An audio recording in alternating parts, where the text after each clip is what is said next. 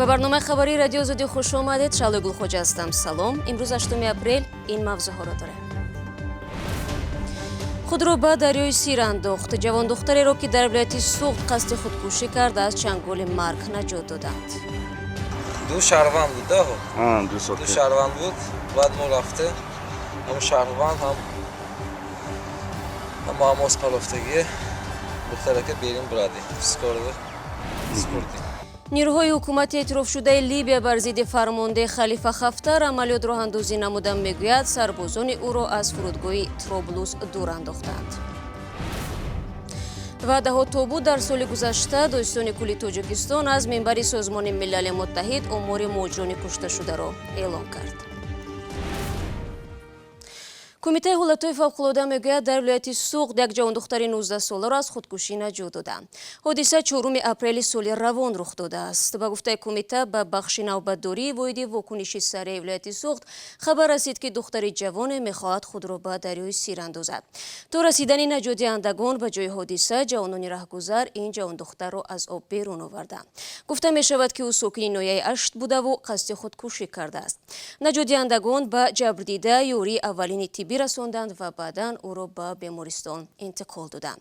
ба гуфтаи кумитаи ҳолатҳои фавқулода дар гузашта низ кормандони онҳо чандин нафареро ки бо қасди худкушӣ худро ба дарё андохта буданд аз об берун оварданд. яке аз наҷотдиҳандагони кумита ҳодисаи чанд рӯзи пешро ин гуна нақл кард. ҳамон вости навбе бале худаш ҳамҷа парафтаки ашудана мо визив телефон шуд рӯзи панҷшанбе 5 апрел панҷшанбе 5 апрел соати 8 телефон шуд. хуб наҷотдиҳанда рафтем. шаҳрвандо дарони об дошти қаблисодӣ буданд. бале ду каса ман дидам навор киё доштаанд. ду шаҳрванд буд, ду шаҳрванд буд. баъд мо рафте ҳам шаҳрванд ҳам маъмос палофтагӣ духтарака берин бурадем спортӣ. ба худаш омад духтарак омада? ҳа худаш дун лотка ки худаш буд берин бурадем беҳуш шуд. духтаро омад бас скоро бо дору расондем. номаш ки будааст? гуфт номаша дода ки немо. барои чӣ худша партишдаст? ёша мо бар пояи иттилои раёсати вазорати корҳои дохилӣ дар вилояти Суғд соли гузашта 244 сокини минтақа, 138 мард ва 106 зан даст ба худкушӣ заданд ки назар ба соли қабл 43 ҳолат бештар будааст. манобеъи расмӣ мегӯянд аксари ин афрод бино ба мушкили хонаводагӣ, бемории равонӣ ва вазнинии ҳаёт ба зиндагии худ нуқта гузоштанд. رو می‌ریم با موضوع دیگر. حکومت لیبیا که از طرف جامعه بین‌المللی اعتراف شده است میگوید عملیات را ضد نیروهای صادق به خلیفه حفتر راه اندازی نموده است. هدف از این عملیات حمایت پایتخت لیبیا از نیروهای بانام ارتش ملی لیبیا است که به این فرمانده صادق میباشد. مومن احمدی با تفصیلات بیشتر.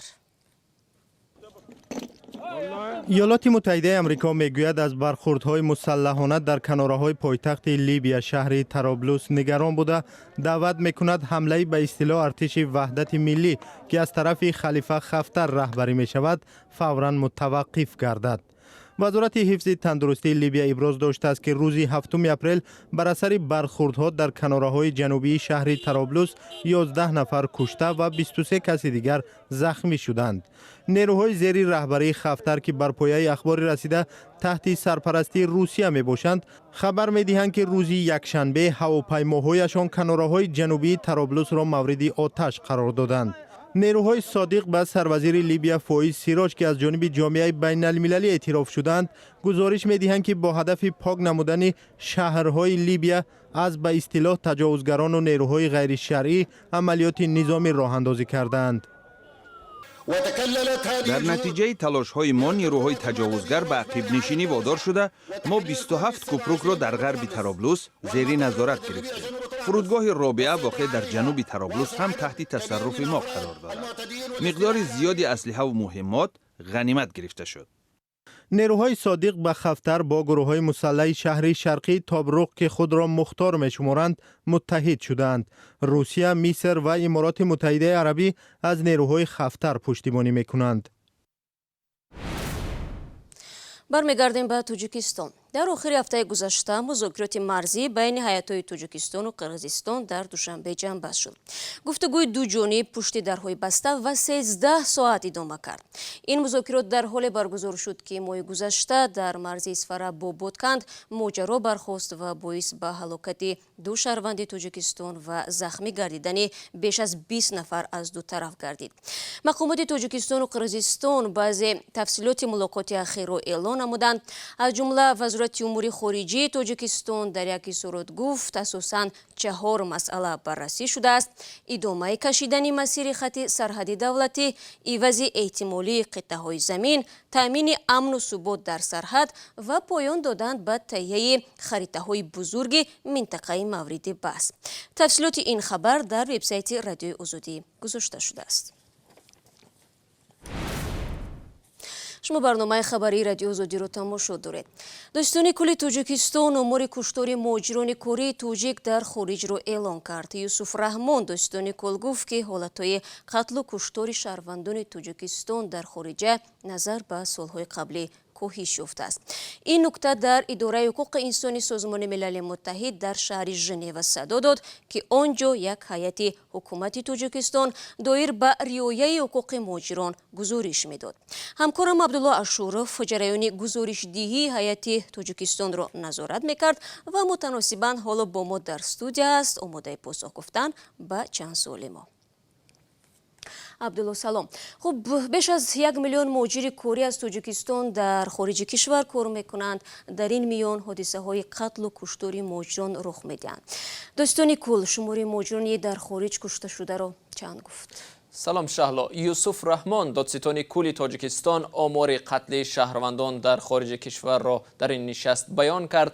به گفته او در سال گذشته 2017 در خارج تاجیکستان 27 نفر شهروندان کشته شدند که نظر به سال 2017 کمتر بوده است. او گفت در سال 2017 در خارج 49 نفر شهروندان تاجیکستان کشته شدند.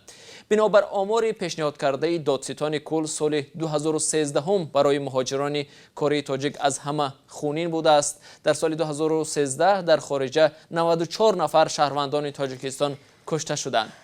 دادستانی کل همچنین گفت در سال 2014 برای مثال 59 نفر، سال 2015 39 نفر و سال 2016 56 نفر شهروندان تاجیکستان در خارج کشته شدند. خب عبدالله، این مقدار شهروندان کشته شدند این فهم است. آیا دادستانی کل گفت که تاجیکستان برای حفظ حقوق مهاجران و به جوابگری کشاندن قاتلان آیا کاری میکند یا نه؟ شهلا، عین همین سوال را به دادستان کل ناظران اداره حقوق انسانی سازمان ملل متحد از یوسف رحمان پرسیدند و او با این سوال چنین پاسخ داد. مقامات حفظ حقوق تاجیکستان از جمله دادستانی کل از روی هر حادثه کشتار شهروندی تاجیکستان به مقامات کشور که شهروند آنجا کشته شده است درخواست می‌فرستند. جریان تحقیق هر پرونده جنایی مربوط به قتل شهروند تاجیکستان تحت نظارت دائمی سفارت و نمایندگی‌های دیپلماتیک قرار دارد.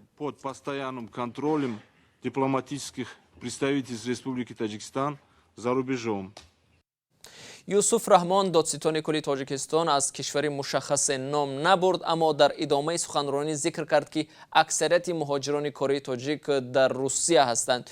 با وجود آن که مقامات میگویند هر یک قضیه قتل شهروندان تاجیکستان را در خارج نظارت میکنند، اما در چندین حالت قاتلان شهروندان تاجیکستان خصوصا در روسیه به جزا ماندند.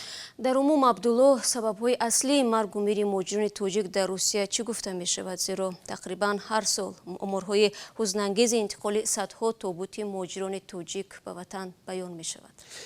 بر ضمن آن که مهاجران کشته می شوند، شهلا اینچنین در حالت‌های صدمه نقلیات و در محل ساختمان‌ها، کارخانه‌های صنعتی و یا بر اثر بیماری نیز مهاجران زیاد می‌فوتند. بر اساس گزارش آخرینی که امبودسمن تاجیکستان نشر کرد، تنها سال گذشته از روسیه به تاجیکستان تابوت 966 نفر مهاجر آورده شده است که در قیاس به سال گذشته 2017 بیش از 90 حالت زیاد است.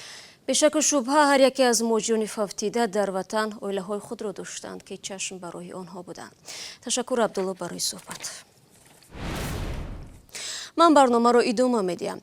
روز 8 اپریل قرار است در مسکو ملاقات پرزیدنتان روسیه و ترکیه ولادیمیر پوتین و رجب طیب اردوغان برگزار شود. این ملاقات چند روز بعد آن برپا می شود که تنش میان واشنگتن و آنکاره بر اثر نقشه های احتمالی نظامی ترکیه در سوریه و جانب ترکیه خریده شدن سیستم دفاعی موشکی ساخت روسیه افزایش یافته است. ترکیه یک عضو پیمان ناتو است و تاریخاً روابطش با روسیه خوب نیست، ولی بعد ختم جنگ سرد روابط اقتصادی دو کشور تقویت یافت و در سالهای اخیر دو کشور با هم نزدیکتر شدند، در حالی که رابطه‌های ترکیه با واشنگتن و اتحادیه اروپا بدتر شده است. در همین حال آمریکا و دیگر کشورهای عضو ناتو به خاطر خریداری شدن سیستم دفاعی موشکی S-400 از روسیه با ترکیه وارد اختلاف شدند.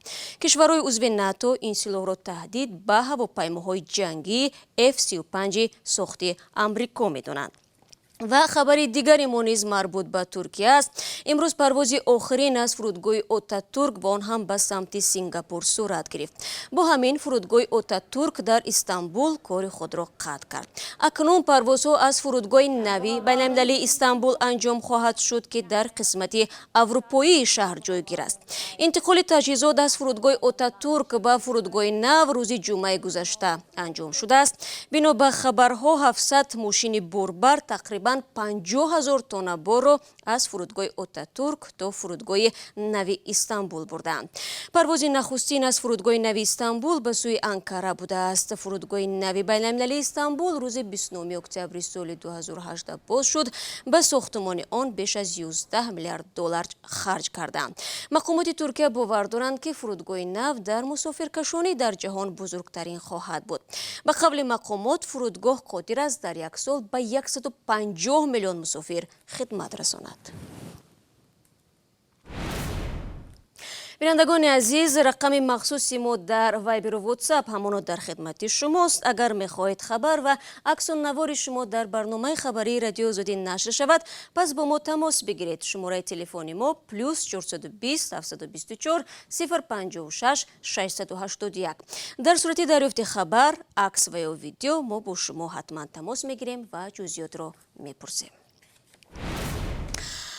مقامات روسیه فضای تاجیکستان را برای سرمایه‌گذاری نامساعد دانستند. از جمله سفیر این کشور ایگور لیاکین فرالوف گفته است در شرایط فعلی اقتصادی تاجیکستان نباید به افزایش سرمایه‌گذاری‌های خارجی امید بندد.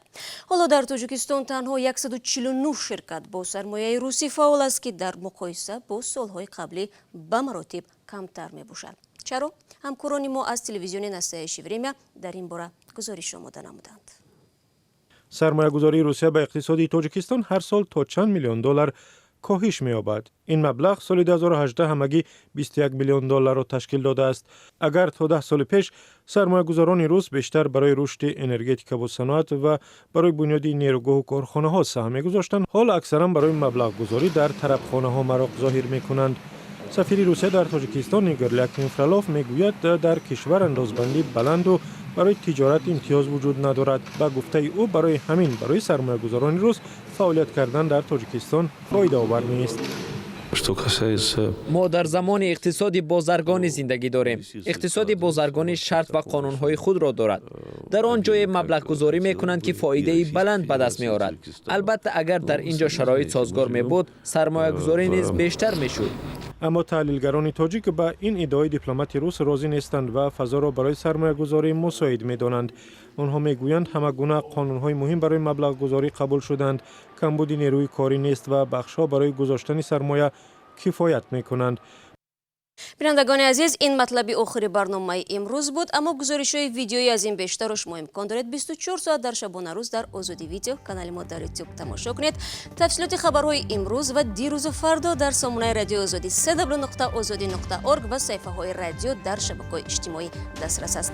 фардо субҳи барвақт навиди бомдодӣ бо хабарҳои тозатарин пешниҳоди шумо арзон мешавад. то мулоқоти баъдӣ, худо нигаҳдари ҳар яки шумо бошад.